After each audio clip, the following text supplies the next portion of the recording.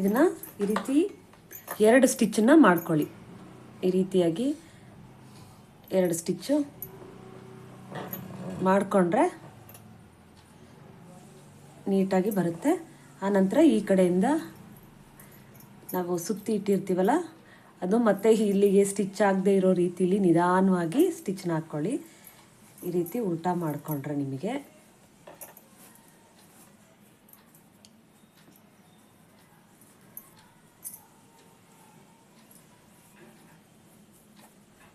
ಈ ರೀತಿಯಾಗಿ ಉಲ್ಟಾ ಮಾಡ್ಕೊಳ್ಳಿ.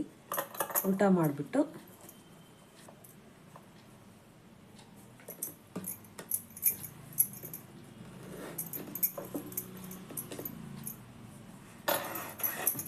ಈ ಥರ ಮಾಡ್ಕೊಳ್ಳಿ.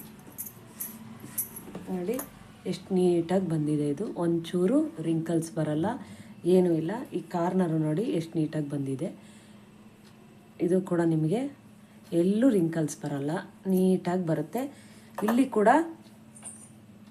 ಸ್ಟಿಚಸ್ಸು ಇದೇನಾದರೂ ಈ ರೀತಿ ಸ್ಟಿಚ್ ಮಾಡಿಬಿಟ್ರೆ ಈ ದಾರಗಳೆಲ್ಲ ಬಂದು ಬ್ಲೌಸು ಹಾಳಾಗುತ್ತೆ, ನೋಡೋಕ್ಕೂ ಚೆನ್ನಾಗಿರಲ್ಲ. ಈ ರೀತಿ ಈಸಿಯಾಗಿ ನೀವು ಸ್ಟಿಚ್ ಮಾಡೋದನ್ನು ಕಲ್ತ್ಕೊಳ್ಳಿ.